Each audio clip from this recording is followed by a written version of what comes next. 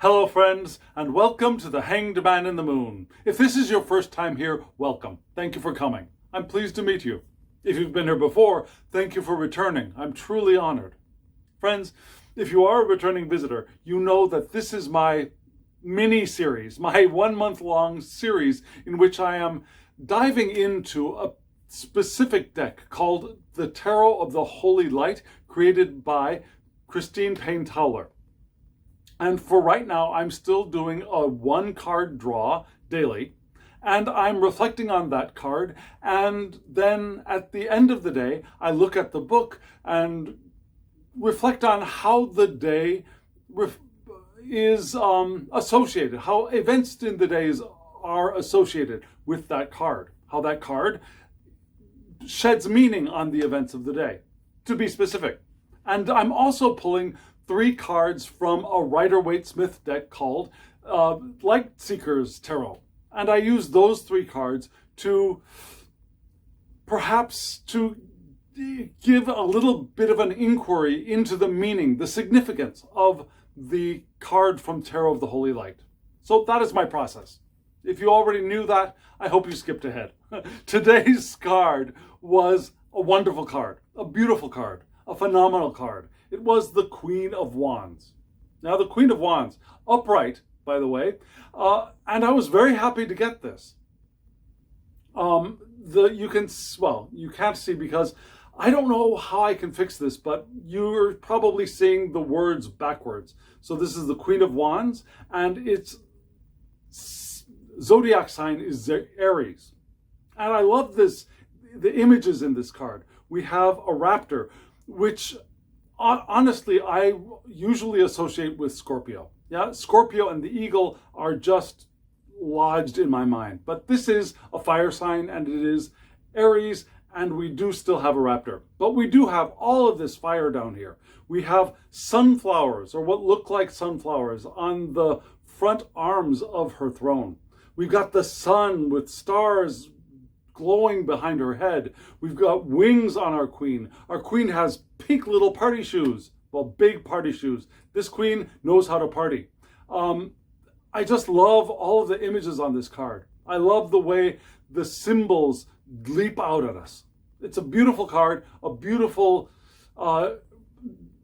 interpretation of what this card means.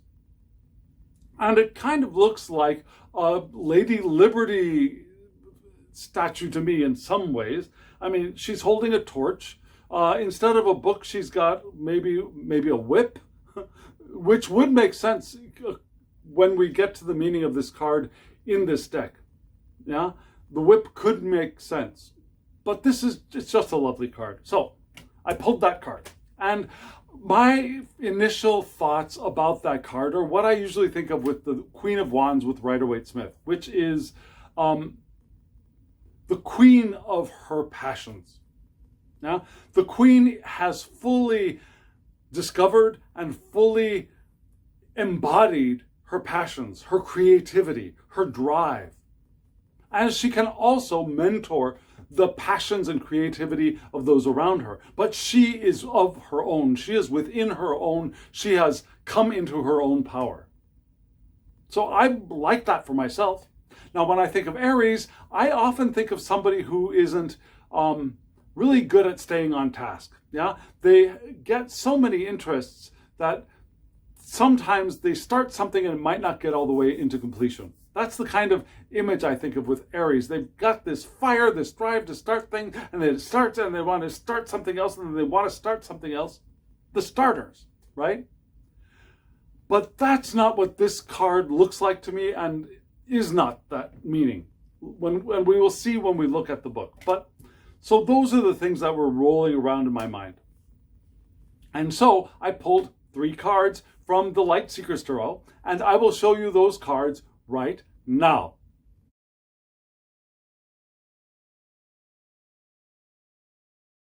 So you saw that I drew some very interesting, very enticing cards, if you ask me.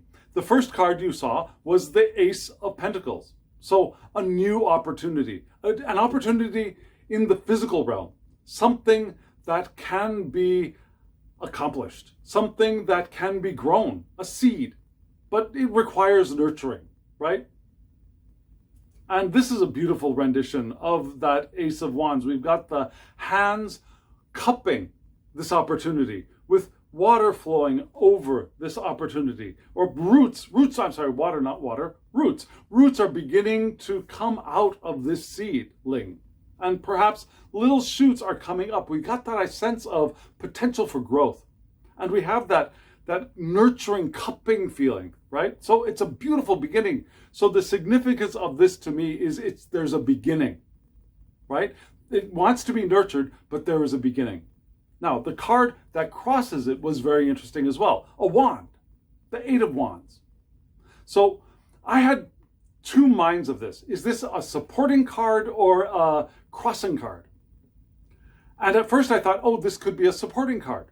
Yeah, so I want to give a lot of energy to that little seed. I want to fire it up. But then I thought, no.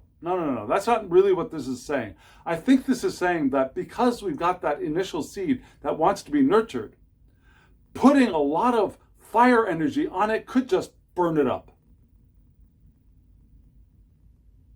And so, why do I think that? I think that because the advice was not an increase of fire, but a decrease. Now with the ace, and here we have the Ace of Wands. We see the fire coming out of the third eye, which is an interesting place for fire to be coming out of, right? We've got the flame coming from the third eye. We've got that vision of potential, passion, creativity. So I saw that Eight of Wands as being the cross. Don't go too fast. Don't rush things. Don't try to make things happen.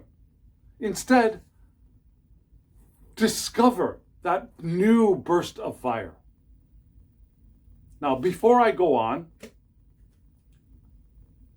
trigger warning.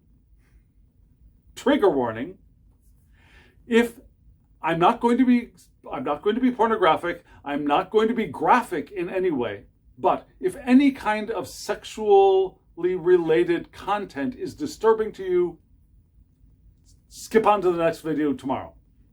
Yeah, I'm not going to be pornographic, I'm not going to be graphic, but if you don't want to hear any speech about sexual expression, then skip. But if you do, if it's okay with you, keep watching. Because as I went through the day, remember I said the Queen of Wands, her sexuality, her embodiment of her sexuality was my idea from my Rider-Waite-Smith understanding. And so that's what I was carrying with me during the day, was this, okay, so I want to embody my sexuality. I have an opportunity to embody my sexuality. And that opportunity actually did present itself in a very interesting way. So, before I get into that, let's look at what the actual description of this card is in the book by Christine Payne-Towler. I'm not going to read from it. I got the sense of it very clearly, I believe. So this queen, this queen is the ultimate manager, according to the book. Yeah, this queen is the one who is able to manage, control, be the ultimate fire mother for not only her family, but for all people that she is in charge of. Now, this fire mother is not, now fire mother is my word, it's not in the book. This fire mother is not a gentle, nurturing mother, but one who is going to make things happen, one who is going to get things done, one who is going to force their children or their people below them to do what needs to be done, to make what needs to happen, happen. And that could be body piercing, if that is what their culture needs. It could be to cut off the people who are not contributing in the larger family, in the larger group of people who this queen is in charge of. Now, if you don't put out, you won't be getting. So this queen could be seen as, even though it's a fire sign, sometimes a bit cold, but only in relation to getting the thing done. being in charge. And this is a queen who could do everything. She's not just up there saying, you do this, you do this, you do this. She's saying, follow my lead. If you don't follow my lead, get out of my way or get out. Yeah, she can do everything that needs to be done. And she wants people to match her ability. And if you don't, my way or the highway, right? She's also one who is not necessarily only good at what are traditionally the feminine arts, yeah? She can drink the guys under the table. She can party, reference those pink shoes. She can party with the best of them as well. But she parties hard and she works hard and she leads hard. So, what does that have to do with my day today? So again, I thought this was related to sexuality and passion and all of that. So what happens? Today, I had another opportunity to read for another member of the crew. And I won't tell you what the reading was about or any of that. And it has nothing to do with sexuality anyways. But I had the opportunity to read for another crew member. And it was interesting because this guy came up to me and he asked, what is that? And I said, they're tarot. And he said, oh, that's interesting. And went away and came back and said, do you read for other people? I said, yes. He said, oh, I don't know if I'd want to do that. I'm nervous. And he left. And then he came back and he talked a little bit more. I said, do you want me to read for you? And he said, oh, I don't know. And he got this little embarrassed look on his face and he walked away. And then I finished eating. I did my pull for the day. I do that with breakfast. And I packed up and I was getting up and he came up to me and it seemed really clear that he wanted a reading. He was ready. So I said, okay, you want a reading? Come down to my cabin and we can do a reading for you. Don't worry. I took charge. I guess I did. I took charge. I guess there was that. So I just kind of realized that. So I came down. We set up a time. He would call me and then he'd come down when he had free time. I mean, he's working. I'm on vacation. He came down and we did a reading. I used Rider-Waite-Smith this time because it's the one I'm most comfortable with, right? So he didn't have a question, so I pulled an oracle card and that didn't seem to mesh. So I did a Celtic cross. And working through the Celtic cross, we got a good message reading. Things made sense. And we talked and we talked and we talked. And he got up and looked like he was ready to go. And I started following him. And then we got to the one thing led to another part of the day, which surprised me. Because this has never happened to me. Never. This has never happened to me. I've never had this kind of an interaction where I felt that someone else wanted me to initiate something and I did. I'm not saying that I've never initiated anything, but it's always been, when things have happened, it's always been a sort of mutual thing. There was already an understanding, but there was nothing of that. There was this tension thing in the air. We weren't on a date. There was nothing like that. There was this tension thing in the air that I was feeling, and I was thinking, is it just nerves on this guy's part or something else? And so we slowly walked across a very small cabin floor, saying kind of goodbyes, but not goodbyes. And then I got up to him and so I told you I wasn't going to get graphic, but there was physical contact and then things started moving from there. So it was interesting and fun and exciting. And I'd never done anything like that before, and safe. I'd never done anything like that before on a cruise ship or anything like that. So there was that.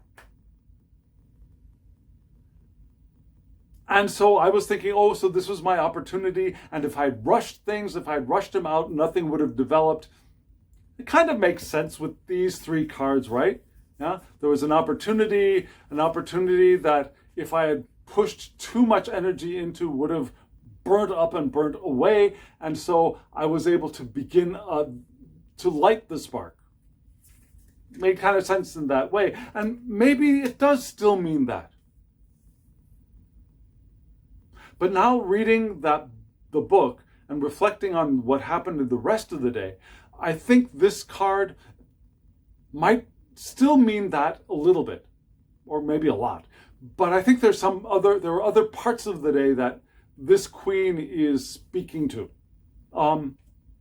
Later on in the day, after my mother went up to have her spa day, she came down pretty wiped out. And her helper, companion, whatever, wanted to do two things. Wanted to test her blood sugar and wanted to get some oxygen in her. My mom's got a portable oxygen tank, and because sometimes her oxygen levels go down and she gets tired and weak, and so her caregiver wanted to check her oxygen levels and probably give her extra oxygen. Sounded like a good plan. However, we've been having problems with the diabetic testing strips and stuff. And so I watched while her caregiver, who I would have assumed would have tested all of this stuff out before getting it packed up and bringing it over, fumbled with stuff. Fumbled with the machine to test the blood. Fumbled with the oxygen tank. And we've got the reading on the blood testing machine, and the reading, because she bought this testing machine in not Sweden, not Denmark, in Norway. And the number that showed on the machine was not a number that she knows, because many countries have different systems for describing levels of sugar in blood. Some of them go on like a 200, 300, 400 scale. Some of them go on a 1.5, 3.5, 5.2 system. And this is the 5.2 system.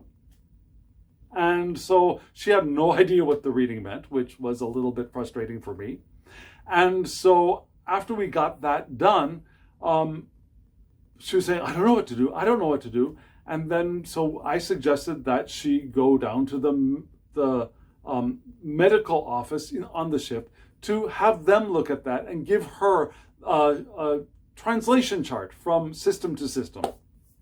So now she wanted to get the oxygen tested. So she put the oxygen testing machine on my mom's finger, and she couldn't get it to start. And she said, it's not reading quick enough. It's not reading. So I took it from her and I put it on my finger and I got it to read for me. And then I put it on my mom's finger and I got it to read for her. And I told her, I think you were just impatient with it. You just needed to calm down. You just needed to let it do its thing. Well, it was always, according to her, it was always immediate at home. And this was taking so long, I thought it was broken. So we got the reading. My mom's oxygen level was low. So she didn't have the tube that goes to the machine, from the machine to my mom's nose. She had the machine. She didn't have the tube that would bring the oxygen into my mom's nose. So she had to go get a hose from the medical center. She got that. And she was trying to get it into my mom's nose because apparently it connects differently from the one that she has back at home, and she couldn't get it to work. And she said, no, don't do it that way. No, don't. I said, just wait, just stop. Let me try. And I just very gingerly put it on my mom's head and boop, all done. So I took charge. I didn't push. I waited for her to do what she was going to do. I didn't add a lot of stress to it. I didn't say, well, just do this, just do that, just do that. I let her do it, and it didn't work. So I took over. And maybe that's what this was referring to. Having those, wanting to be the Queen of Wands in those situations. Not completely taking charge, not ordering, but waiting for the correct opportunity and then stepping in and doing. If that makes sense. And maybe that today was just the seed. Maybe today was just the seed that I don't want to add too much speed to, but want to look for all these wands, right? Wands here, wands here. Look for the opportunity. Be ready to see the opportunity for that new spark to appear so that I can feed the flames. Not like this, but gently, so that I don't overwhelm the spark, but rather feed the spark.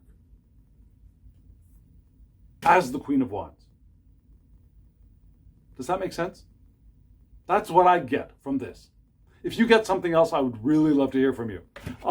So, friends, that's the end of today. I think I went a little bit long, but if you liked this, hit the like button so YouTube knows that other people might like it too. YouTube likes those little thumbs up, and it spreads the videos around more if there are more of these. If you have not subscribed to my channel, hit the subscription bell and ding the little bell so that you get notifications of when I upload videos. I try to get them up once a day, and the speed of upload takes a long time on the ship. So just so you know, the last video took a long time to upload. So this is number 5. Hopefully it'll be up a little bit earlier than number 4 was up. And comment below. I would really love to hear from you. What do you think? Did what you hear make sense? Do you have other ideas of ways I could have interpreted this Queen of Wands or the 3 Rider-Waite-Smith cards? Let me know.